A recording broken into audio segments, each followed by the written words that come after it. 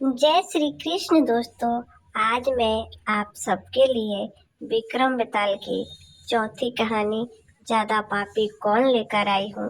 आइए जानते हैं इस कहानी के बारे में। बेताल के उड़ने के बाद दोबारा विक्रमादित्य सिंसपा बीच वृक्ष की ओर दौड़े और पेड़ पर उल्टे लटके बेताल को कंधे पर लाद कर चल पड़े। इसी बीच एक बार फिर बेताल ने राजा को एक नई कहानी सुनाते हुए कहा, बहुत समय पहले एक भोगवती नाम की नगरी हुआ करती थी।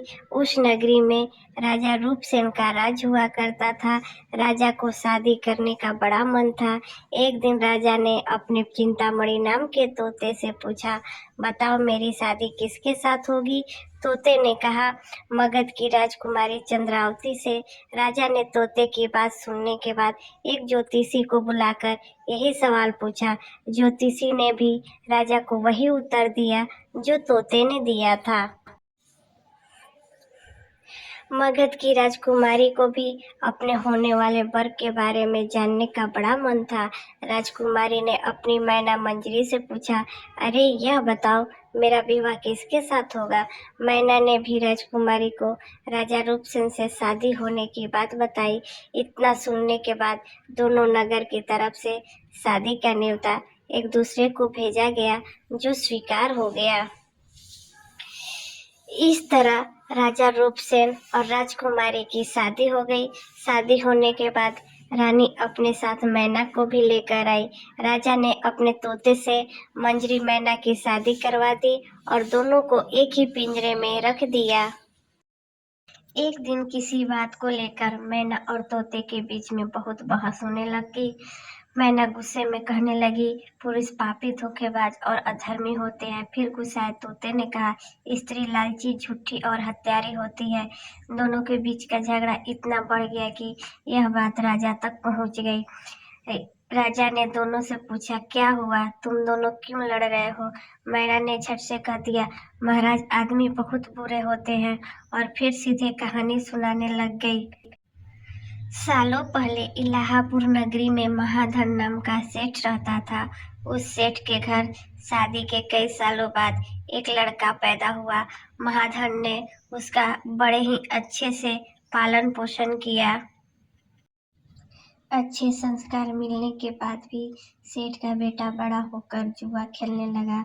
जुए की लत में वो सारा पैसा जुआ खेलते हुए हार गया। इसी बीच सेठ की मौत हो गई। जुए की लत की वजह से न तो लड़के के पास पैसे बचे और न ही पैसा कमाने वाला बाप।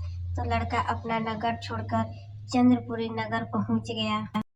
नए नगर पहुंचकर लड़के की मुलाकात कर्ज देने वाले साहूकार हेमगुप्त से हुई। लड़के ने अपने पिता के बारे में साहूकार को बताया और एक झूठी कहानी उसको सुनाने लगा। उसने कहा कि वो जहाज लेकर बहुत बड़ा सौदा करके लौट रहा था। उसी समय समुद्र में इतना तेज तूफान आया कि उसका जहाज वहीं डूब गया और वो बच बचा कर यहाँ पहुंचा है। इतना सुनते ही साहूकार ने उसे अपने घर में रहने की इजाजत दे दी। इसी बीच हेमगुप्त साहूकार को ख्याल आया कि सेठ का यह लड़का मेरी बेटी के लिए अच्छा वर साबित हो सकता है। तुरंत साहूकार ने अपनी बेटी की शादी सेठ के बेटे से करवा दी। शादी के कुछ दिन तक अपने दामाद का काफी सत्कार करने के बाद साहूकार ने अपनी बेटी को खूब सारा धन देकर विदा किया। दोनों के साथ साहूकार ने एक दासी को भी भेजा। रास्ते में सेठ के बेटे ने अपनी पत्नी से कहा, सारे गहने मुझे दे दो, यहाँ कई लुटेरे हैं। उसकी पत्नी ने ऐसा ही किया। जेवर मिलते ही उसने दासी को मारकर कुएं में फेंक दिया और अपनी पत्नी को भी कुआं में धक्का दे दिया। लड़की जोर जोर से रोने लगी। उसके रोने की आवाज सुनकर एक राहगीर ने महिला को कुएं से निकाला। कुएं से निकलते ही वो अपने पिता के पास चली गई। उसने अपने साहूकार पिता को सच्चाई नहीं बताई। उसने कहा, कुछ लुटेरे ने उन्हें लूट लिया और दासी को मार दिया। साहूकार ने अपनी बेटी को दिलासा देते हुए कहा, चिंता मत करो, तुम्हारा पति जिंदा होगा और वो कभी न कभी जरूर लौटकर आ जाएगा।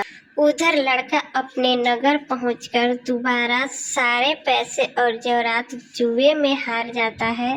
पैसे खत्म होने के बाद उसकी हालत बहुत बुरी हो गई।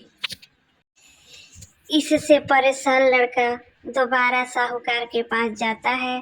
वहां पहुंचते ही उसकी मुलाकात पत्नी से होती है। वो उसे देखकर बहुत खुश होती है और बताती है कि उस दिन जो कुछ भी हुआ उसने अपने पिता को नहीं बताया है। वो उस झूठी कहानी के बारे में अपने पति को बताती है। जैसे ही साहूकार अपने दामाद को घर में देखा तो उसने उसका स्वागत किया। कुछ दिन साहूकार के घर में रहने के बाद एक रात को मौका देखकर सेठ का बेटा अपनी पत्नी को मारकर उसके सारे जेवरात लेकर फरार हो जाता है।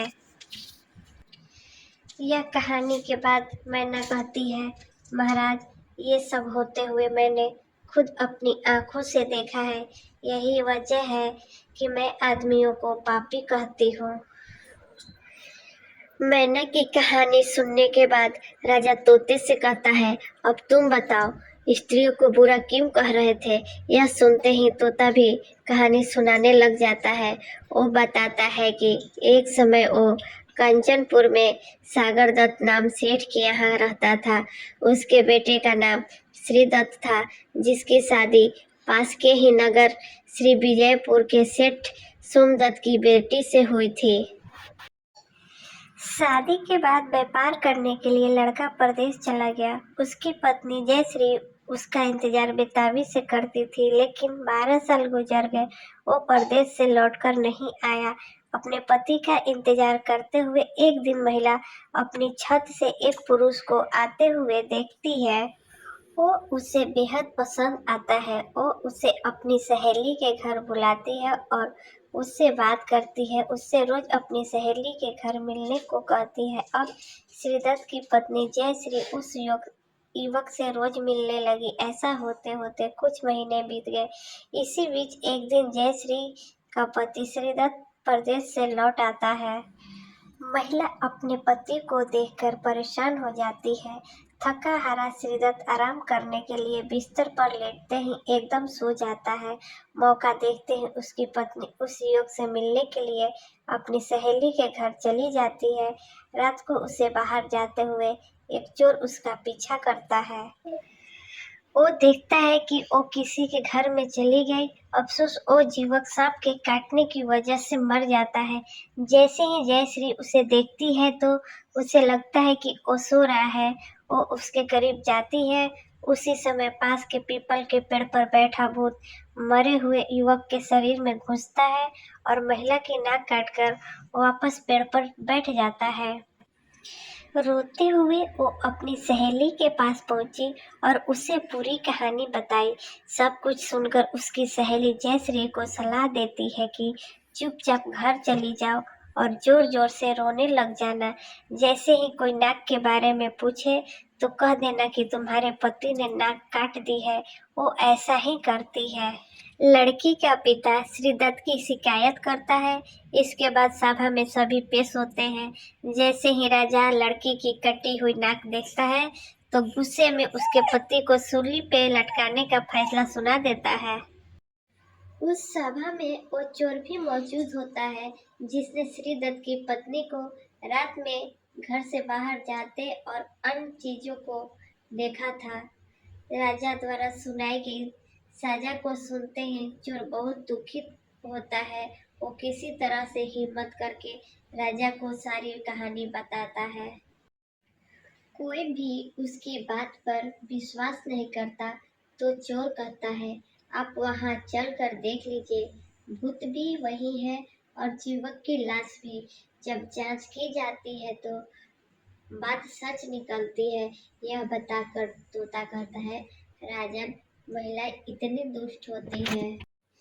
इतना कहकर बेताल राजा विक्रमादित्य से कहता है, बताओ, महिला और पुरुष में से ज्यादा पापी कौन है।